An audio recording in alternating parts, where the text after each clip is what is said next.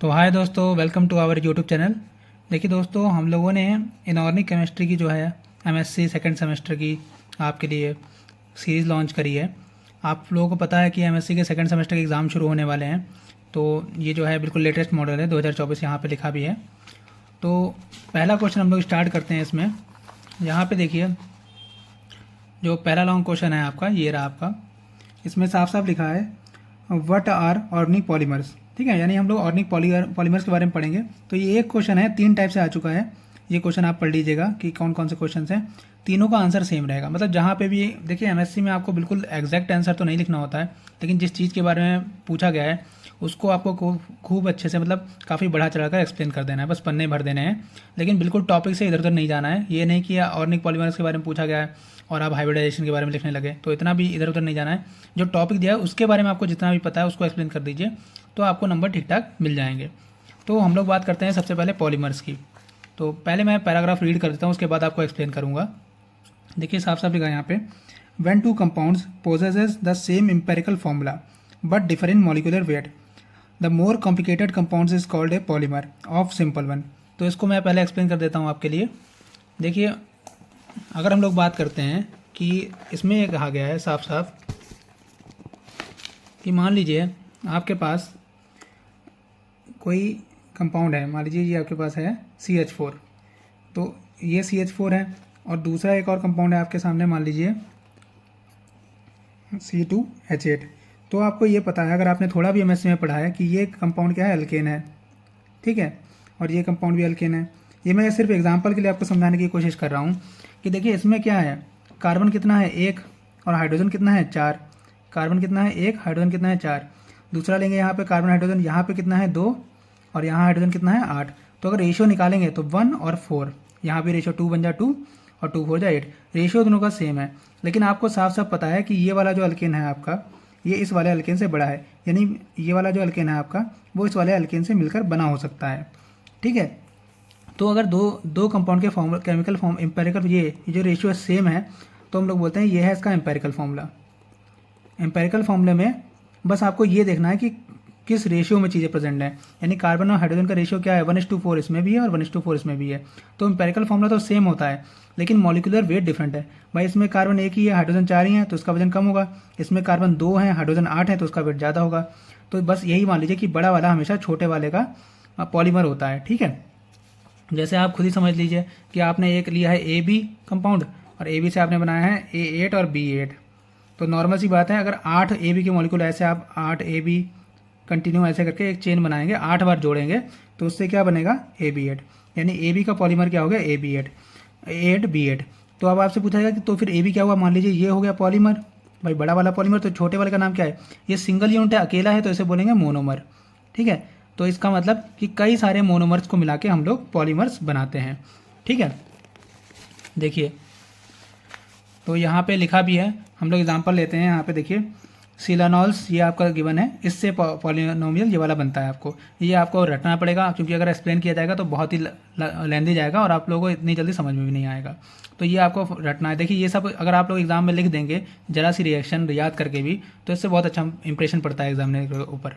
ठीक है, अगला देखिए, the polymerisation was used originally to indicate the process that took place when a single substance, the monomer, gave products having the same empirical formula। ठीक है, मतलब simple सी बात है कि कुछ मोनोमर मिलकर पॉलीमर बनाते हैं आपका। ठीक है, और लेकिन उनका मास कैसा होता है, वेट कैसा होता है, अलग अलग होता है। भाई एक छोटा होगा, ठीक, और जब दो तीन मोनोमर या 4-5 मोनोमर मिलेंगे तो क्या बनेगा, पॉलीमर बनेगा, बड़ा मॉलिक्यूल बनेगा। बस एक बात ध्यान रखिए, पॉलीमर हम लोग यूज़ करते हैं बहुत बड़े मॉलिक्यूल्स के लिए। ये नहीं कि हमने 4-5 बार, जैसे मैंने अभी आपको एग्जाम्पल दिया था यहाँ पे A8 वाला। ठीक है, तो यहाँ पे आप लोगों को लग रहा होगा कि हाँ 8 बार मिल गया तो बहुत बड़ी चीज़ हो गई। ठीक है, लेकिन ये बहुत छोटी चीज़ है। पॉलीमर की जब हम लोग बात करते हैं तो हज़ारों हज़ारों में बात करते हैं कि 1000 मॉलिक्यूल मिल गए, मतलब कोई लिमिट ही नहीं है, नो लिमिट। ये आपको बड़ा ध्यान रखना है कि कोई लिमिट ही नहीं है कंबाइन होने की। ठीक है, तो ये चीज़ ध्यान रखिएगा कि लिमिट नहीं है। इसीलिए जो मॉलिक्यूल जिसके बारे में आप स्टडी करते हैं वो मैक्रो मॉलिक्यूल्स होते हैं, मतलब बड़े मॉलिक्यूल्स, छोटे मॉलिक्यूल्स नहीं, मैक्रो मॉलिक्यूल्स। ठीक है, तो यहाँ पे लिखा भी है, आप पढ़ेंगे तो आपको मिल जाएगा। आप लोगों को रटने की ज़रूरत नहीं है, आप लोग समझेंगे फिर आप अपने मन से लैंग्वेज बना लेंगे। तो देखिए साफ साफ लिखा है यहाँ पे कि each of the these being a multiple of that monomer, यानी एक पॉलीमर कई सारे मोनोमर्स का मल्टीपल है, कई सारे मोनोमर से मिलकर बना है। Polymerisation is now defined as the intermolecular combination. Polymer को हम लोग कैसे डिफाइन कर सकते हैं?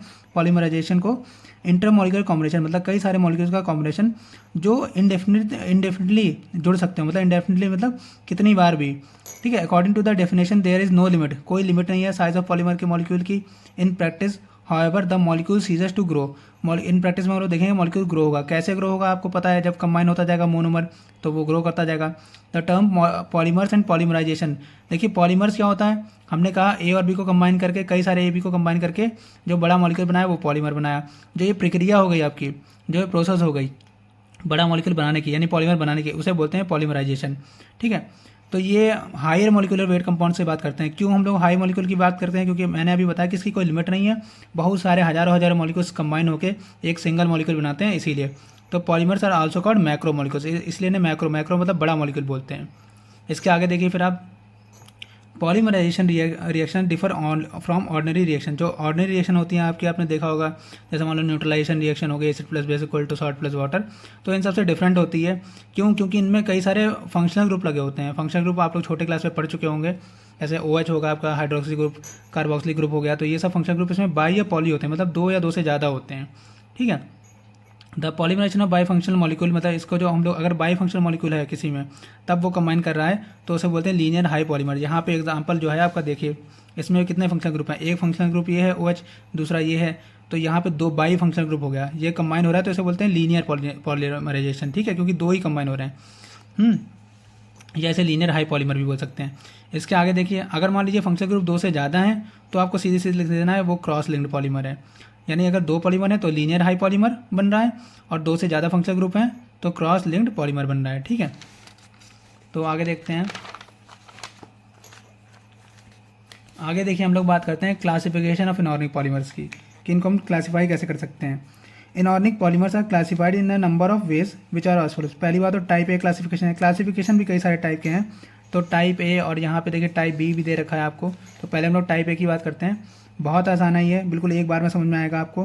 The type of classification of inorganic polymer is based upon linking of atoms in polymer, कि कैसे एटम जो है आपस में लिंक हो रहे हैं यानी जुड़ रहे हैं।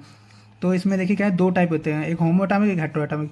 होमोएटॉमिक का मतलब क्या है कि सेम जो है, सेम एटम्स आपस में जुड़ रहे हैं, जैसे एक्स एक्स एक्स एक्स, आप ए लिख सकते हैं, बी लिख सकते हैं, मतलब कोई भी सेम लिख सकते हैं। तो इसमें कोई भी मतलब ए एक्स या ए बी जो भी आप लेंगे वो एक एलिमेंट होगा, ठीक, उसे बोलते हैं होमोएटॉमिक पॉलीमर। इसका एग्जांपल हम लोग दे सकते हैं आपको सिलिकॉन का, सिलिकॉन का, फॉस्फोरस का। तो सिलिकॉन का आपको पता है कि सिलिकॉन एक मॉलिक्यूल है Si और फॉस्फोरस है P, तो ये जब आपस में कंबाइन होते हैं ये पॉलीमर बनाते हैं, ठीक है। तो आगे देखिए, इसके बाद आगे फिर आप देखिए हेट्रोएटॉमिक मॉलिक्यूलर पॉलीमर्स। हेट्रो मतलब क्या होता है, अलग अलग, तो इसमें XY कंबाइन हो रहे हैं, आप ए बी लिख सकते हैं, ठीक है, या XYZ, इसमें तीन टाइप के भी मिल सकते हैं, ए बी सी या XYZ। ये कैसे हैं आपके, ज़्यादातर ये होंगे आपके इनऑर्गेनिक पॉलीमर होंगे, ठीक है। और इसमें क्या होगा, नॉन मेटालिक एलिमेंट्स होंगे। इफ़ अब ये ध्यान रखना है आपको कि मान लीजिए XYZ में, मान लीजिए तीन लिए आपने, XYZ तीन लिए हैं, तीनों को जोड़ा है। अगर XYZ क्या है, नॉन मेटालिक एलिमेंट्स हैं। देखिए, इफ़ X और Y and Z, Y more electronegative than carbon, ठीक है। अगर एक जो है आपका Y एंड Z जो है, या Y है जो मोर इलेक्ट्रोनेगेटिव, कार्बन से ज़्यादा इलेक्ट्रोनेगेटिव है, तो Z और X इससे जो है इलेक्ट्रोनेगेटिव कम होंगे। देखो इसको मैं समझा देता हूँ आपको, तब अच्छे समझ में आएगा। मान लीजिए आपने ये एक पॉलीमर बनाया है ABC, ठीक है, ये ABC का पॉलीमर है, बन रहा है, ऐसे कंटिन्यू होता जाएगा, इस साइड भी। तो मान लीजिए आपने कहा कि B जो है वो कार्बन से ज़्यादा इलेक्ट्रोनेगेटिव है, ठीक है, इलेक्ट्रोनेगेटिव है, कार्बन से ज़्यादा इलेक्ट्रोनेगेटिव है, यानी कार्बन से ज़्यादा इलेक्ट्रॉन को अपनी तरफ खींच सकता है ऐसे, ठीक। तो अगर B ज़्यादा इलेक्ट्रोनेगेटिव है कार्बन से, तो जाहिर सी बात है, तो आपको ये याद रखना है कि A और C जो होंगे वो कार्बन से कम रिएक्टिव होंगे, लेस इलेक्ट्रोनेगेटिव देन कार्बन। ये आपको ध्यान रखना है, बस इसमें यही है हेट्रो वाले में। इसमें आपको एग्जांपल दे रखा है कि जो ABC हैं या XYZ हैं, इसमें आपको ये boron, aluminium, carbon, silicon, germanium, phosphorus, ठीक है, ये सब हो सकते हैं। आपको Y भी दे रखा है, ऑक्सीजन, नाइट्रोजन, ठीक है, सल्फर वगैरह कुछ भी हो सकता है। तो फॉर एग्जांपल यहाँ पे दे रखा है, एग्जांपल भी दे रखा है, देखिए ALN ये ऐसे कंटिन्यू होता जाएगा, is iso electronic with polymer, ठीक है, SiC, और ये देखिए BN is iso electronic with polymer, C, ठीक। तो ये आपको दे रखा है, ये आपको ध्यान रखना है इतनी चीज़। आगे देखिए टाइप बी क्लासिफिकेशन में क्या है, आपका एक एडिशन पॉलीमराइजेशन है, कंडेंसेशन पॉलीमराइजेशन है और कोऑर्डिनेशन पॉलीमराइजेशन है। तो इसका वीडियो मैं अलग टॉपिक में बनाऊंगा। अगर आपको ये वीडियो अच्छी लगी हो तो बताइएगा। Thank you.